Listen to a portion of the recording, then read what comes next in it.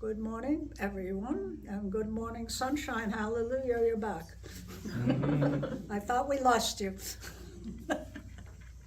We came to Florida to be sunshine, and we got nothing but rain. Okay. This was a topic that I was requested to do, releasing unwanted habits. And let's see, what are habits? Where actually our whole life is spent learning habits. When you're a child, you start to learn habits. And our parents constantly try to bring habits about. It's a good thing that you get a habit that every day you get up and brush your teeth and you don't even have to think about it. Okay? So habits become something that you don't think about it. And habits can be freeing or they can be confining. They have two ways of looking at a habit.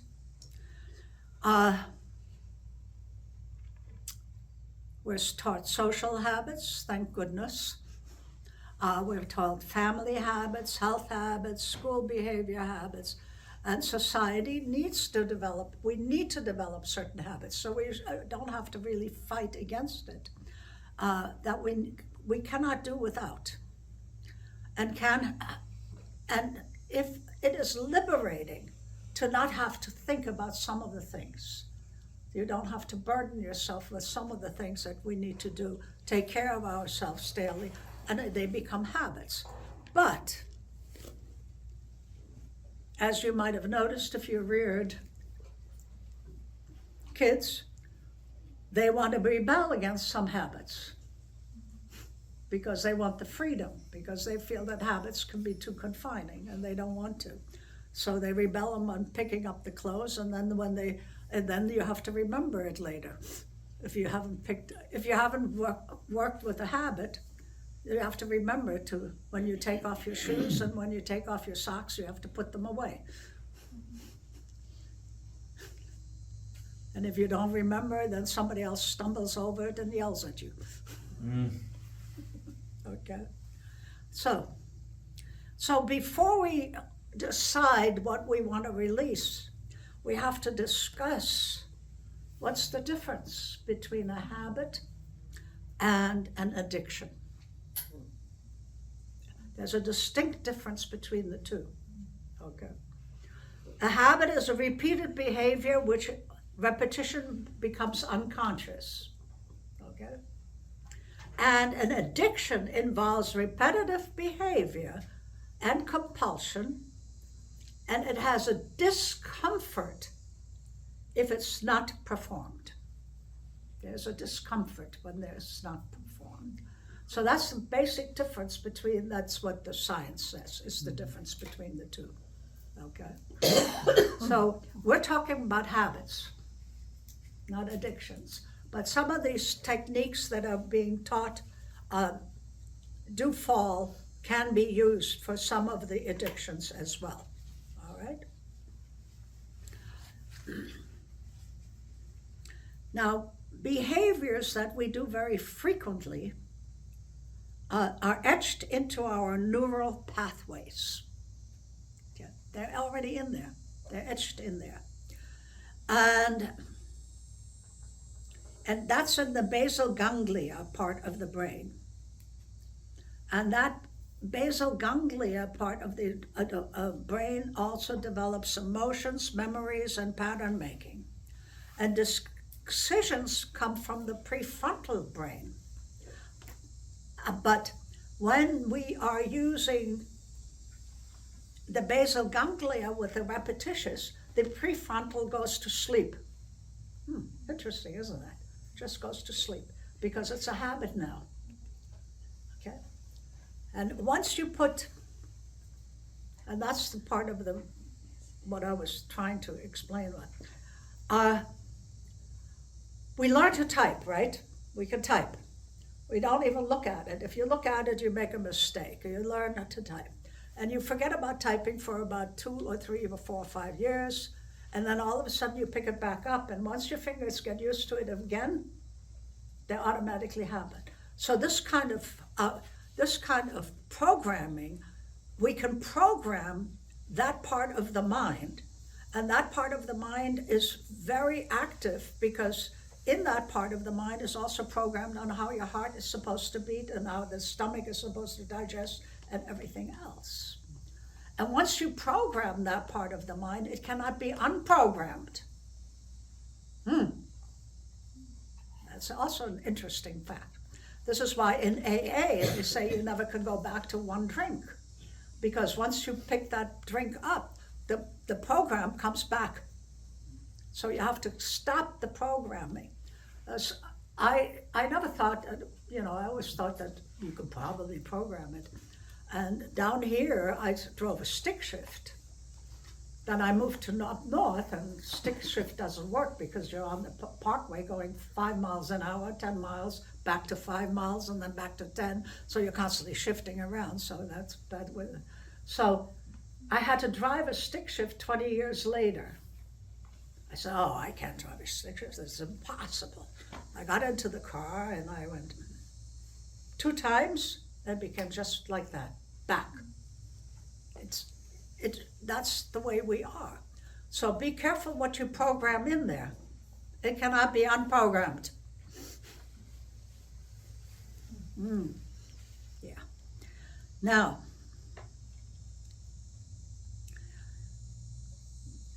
when we can focus on and then also once we have programmed, like when we drive automatically, we are almost driving automatically. That's why you can talk. As a matter of fact, sometimes have you ever gone on a highway and that you go all the time and you miss your exit? Your mind was where? And I'm going, did I drive right here? Who was driving? Who was driving? And you're talking and talking and talking, and if there was something that wasn't quite right, your mind would pick it up immediately. But otherwise, your mind can go away, and that's what happened to me this morning in the prayer. It was going automatic, and then I was thinking of something, and then I forgot where I was. So because that prayer we do with everything, so it's in there. But if you think about something else, same thing when we do arti, I do arti automatically, and my mind might not be there that day, and going the whole time. I'm going, I haven't even thought about Devi Ji. Yeah, so it's very interesting how we do things with habits. Okay. Yeah, I knew he was coming. Okay. So according to Charles Duhigg, he has authored a book of the power of habit. People will perform automated behavior like pulling out a driveway and brushing the teeth the same way every single time. And his suggestion is that because the habit is according to your environment as well. Because you're in the same driveway, you pull out the same way, all right? And so if a car is behind you, you'll probably hit it because you're not thinking about it, because you're pulling out the same way, all right? But if you take a vacation, it's a good time to change your behavior because you're changing your triggers. The triggers are your environment. He says your triggers are your environment, and he recommends that breaking a habit on a vacation is one of the proven most successful ways to do it. Interesting, isn't it? All right. All cues and rewards are not there. Therefore, we have the ability to form new patterns. Now, to form a new pattern, another way to do things is to remove the triggers. So, I hear many times, I like bread, I just won't keep it in the house because you won't go out to go get it. Or your cookies or chocolate. I have to do that with chocolate. Okay. Some people come home, turn on the TV because they sit on the couch. Not that they want to watch TV, it's just a habit. And then you get stuck. These are habits. So we can change the habit. And if we are aware of our habits that we want to remove, we just make sure that you change it. You go, so then instead of going to sit on that particular chair, sit somewhere else.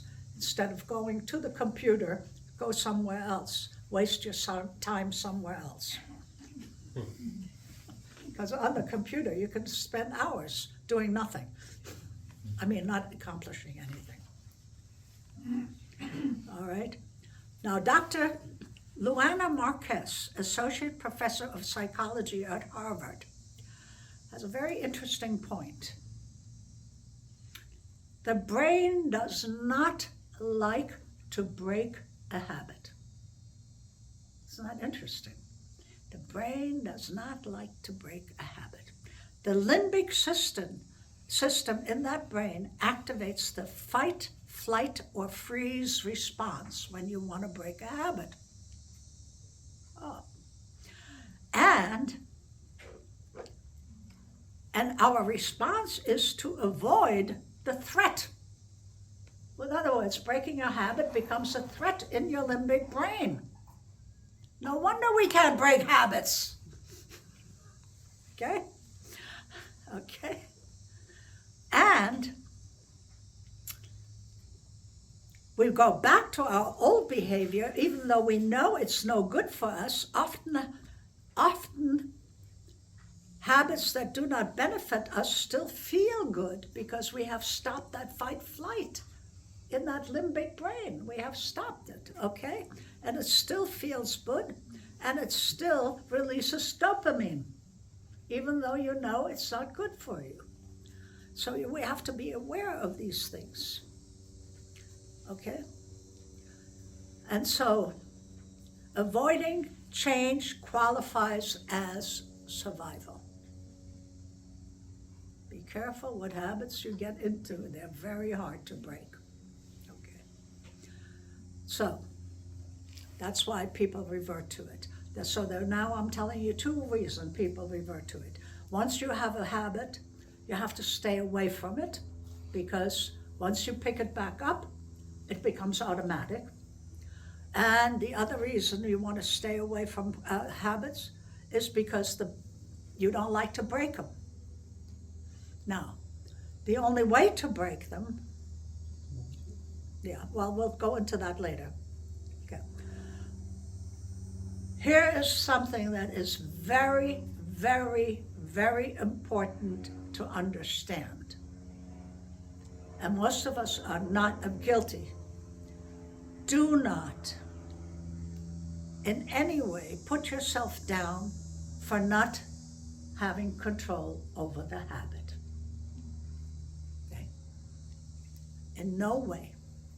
That is most important. Never give negativity that we have energy by putting it down, because then you are actually promoting it. What we think creates. And then when we start putting ourselves down, what happens is we lose the power to make the change.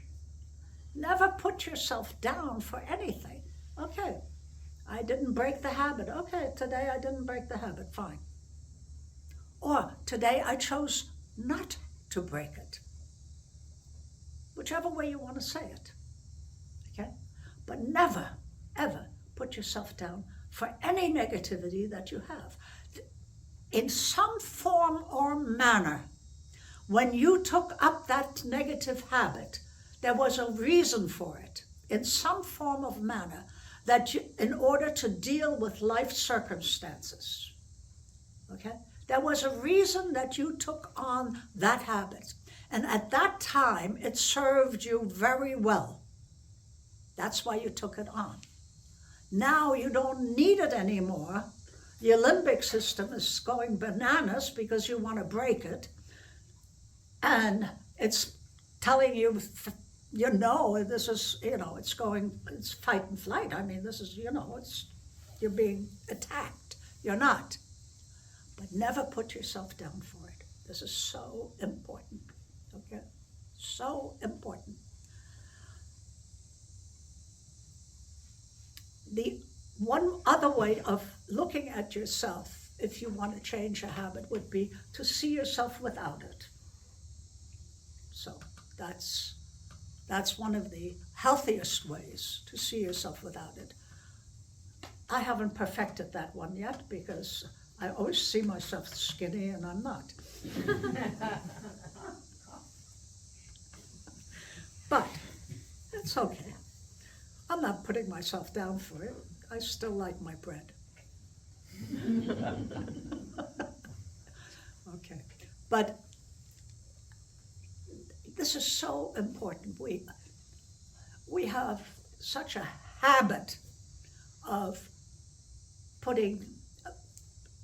expressing negative emotions about ourselves. We are our worst critics.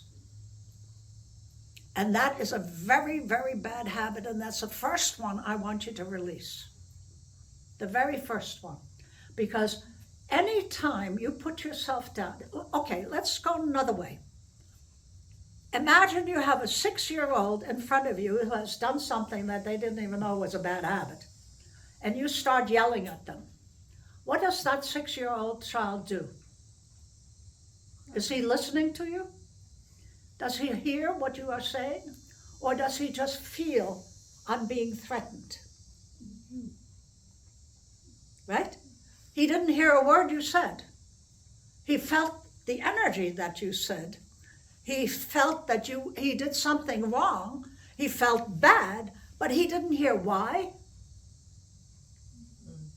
Well, we're the same way. We're all just 6-year-olds in a different body, okay? So when you put yourself down, you just remove your own ability to think properly. You remove your ability to deal with anything properly. You remove your energy and your competence. And that's the worst thing you can do. And of course we don't lose habits. We lose our energy first. We degrade ourselves. We don't listen to what could possibly move the habit out of our system because we feel so bad. You never listen to the outcome. You only feel. And so you'll have lost the energy to do your work. So the first thing is that. It's the most important in my opinion, okay? Now, you might have, and here's another thing. Give yourself permission. A lot of people tell you what is a good habit and what is a bad habit.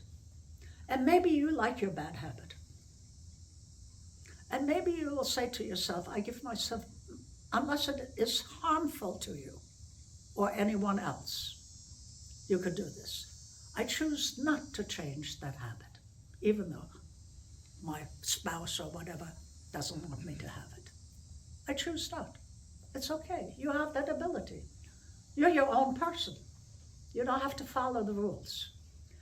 You have to follow the rules if it hurts you physically, emotionally, or hurts anyone else. But if it doesn't, you don't have to follow anybody's rule. You make your own. So it's okay. I have a habit. I choose to have it. It's okay. As long as you choose it. But if it becomes a compulsion, then what is a compulsion? A compulsion is different. A compulsion is like an addiction. And there's discomfort if the behavior is not performed. So then you have to look at what is a habit and what is a compulsion. Compulsions need to be removed. Addictions need to be removed. Habits you can work on. The others you have to remove because they bind you from being free. You are now in a jail cell of needing that particular object or whatever, and you cannot move out of that cell. So there your freedom is totally gone, your self-esteem is totally gone, your entire personality, it becomes degraded within your own mind. And so it's very hard to work against. So that's something you would definitely want to have help. And that you can only do with help, by the way. You need assistance. Addictions need assistance. That's why AA or programs like that, or somebody else that helps you with it, you need support. Addictions need support. Habits, that's your problem, nobody else's. So here's another way. To replace a habit with this is the best way probably that I find, replace the habit with a new habit. Okay. It only takes 28 days, according to research, to replace a habit, to establish a habit. Well, 28 days, it's only 1 month of work. That's not too bad. I can do this in 1 month. You take one habit and you replace it. You bite your fingernail, you want to replace it? Okay. Put an apple in between the fingernails and you. Or something. Okay? Or go and wash your hands and put some cream on it, and then when you put it here, it stinks. It doesn't taste good anymore. Whatever, but create another habit to replace that habit. Because that's not a very nice habit. I don't. So that's a good thing I never had that one. When you replace a habit, it gives you power. When you all of a sudden you have controlled one habit, just work on one, I was able to do that. That wasn't so bad. It gives you power. It gives you the impetus. Remember, when you put yourself down, you lose the power. When you break one habit, you gain the power. So, if you want to, and pick a habit that's easy to break, the first one. Please, don't go to the most difficult one, because you want to get into the habit of breaking a habit. You got that? You want to get into a habit of breaking the habit. Yep. Okay, and so next time you reach for that cookie, remember how Mom used to put the cookie on top of the refrigerator and you couldn't get to it? Mm-hmm. And you just stood there and looked at it and tried to climb. Sometimes you did climb up there, but put it away. Start thinking about what new habit can be achieved. But most importantly, another way to look at the habit is to find out what triggers it. It's usually an emotion, a feeling, or a situation that triggers a habit. And so we need to take and look at those things that trigger it. Okay? And then those things that don't trigger it. And so then you can, and if you really are very serious, you create a little journal and see how did I feel when I did this? How did I feel? What happened? Who was around? It could be just seeing another person that triggers it. And remember, it's not necessarily all of this from this lifetime. You could have brought habits with you. Every child is different, right? They all bring their own stuff. Yeah. And urges follow a cycle. Habits follow a cycle. And it's intense, and then it wanes down. And within 20 minutes, that cycle is gone. Did you realize that? Even though smoking is an addiction, it can almost fall under habit. That's one of the ones that can almost fall under a habit. And the way we did that primarily, which is a wonderful way if you are a smoker, because the desire for it leaves you within a certain amount of time, you sit there and you do Bastri pranayama when you have the urge to smoke. Bastri pranayama. Bastrika pranayama is rapid breathing, inhalation and exhalation. Looks like this. Like a bunny rabbit, yeah. And then you're supposed to take a nice deep breath in, like you're smoking, deep breath in, and hold the breath and exhale. And you know what? The need for a cigarette is gone after you do that. Isn't that interesting?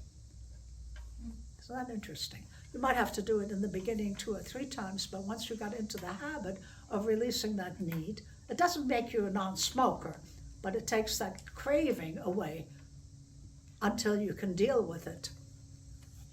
Some people can work with it, some people can't. Some people get off it, and some people use smoking for other reasons, emotional reasons. And so you have to find that. That's the difference between habits and addictions. So if it is a habit and you can release it that way, that's good. If it becomes an addiction because you need it for some emotional support, then you need support. So these are all differences. But smoking is easy to work on if that happens to be a habit. Yes, my dear. In this context, I had a friend wanted to quit smoking, and he just took a straw, cut it to the length of the cigarette, Right. and he put that in his pocket. And whenever he wanted to smoke, he just Took a deep breath in. deep breath through the straw. I'm saying that to suggest anybody might have that same problem, but Yeah. and in that Repeat, concept, yeah. Change the habit. his habit, you know, because he got the thing in your hand and in your mouth, so he was doing that same thing, but taking deep breaths of fresh air Instead of, through that straw. yeah. Well, people say they smoke to release tension. Taking a deep breath releases tension. When you take a deep breath, it comes into your sinus cavity. And the sinus cavity is right underneath a certain part of the brain. And when the breath runs around in the sinus cavity, if it's open and not clogged, it actually soothes the brain. So deep breathing is actually a relaxant. Aha. Because the top of the sinus cavity there, I mean, the Lord thought of everything. Okay? You weren't left in the dark. So a deep breath in, and there's air swirling in the sinus cavity, relaxes the brain and thought. So, and that's what they do in smoking. Deep breath in. Okay? So initial intense, the cycle inhabits, and then you break it. According to Dugok, habits are malleable throughout your entire life, but we also know that the best way to change a habit is to understand its structure. That once you tell people about the cue and the reward. So we have a habit that has a cue and reward. In other words, I perform the habit, I get this result. The need to perform the habit is the cue. Why? Why do I need to do this right now? This is why I say, if you're really serious, take a book out and work that one habit for a month and create a new one instead. And you'll be done with the habit. Guaranteed. And then you might choose to use it again. Okay? And so we have to recognize the factors in that behavior, and then it becomes much easier to change. Okay. Does that make sense to you? Okay? How many have habits? How many don't have habits?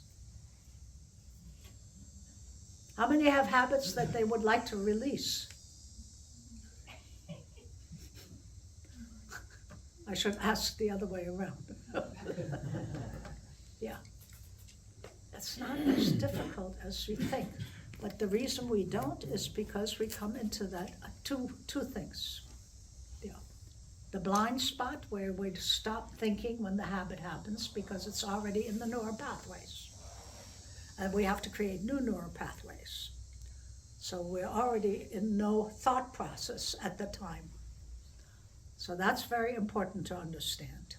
So you're not even thinking when the habit happens. Your mind isn't even there. It's gone to sleep. It's just doing. That's the number one. So you have to substitute with something that comes automatically. And we have to understand that. And so you have to become aware of the habit, and the only time we become aware is afterwards. And so because of that, we have to know what triggered it. And that's the only way you can catch it. When you see the trigger, you go, am I going to get into that habit? But once you're in it, you forgot. You're not even thinking. It's just automatic, you know. You go buy a candy jar and you just pick up the candy and eat it, and you don't want it. It just happens to be there and you pick it up. What is that? Isn't that strange? Aren't we strange creatures? Okay. So, you know, we do sunshine lectures for only a half an hour. You done? Yeah. Oh.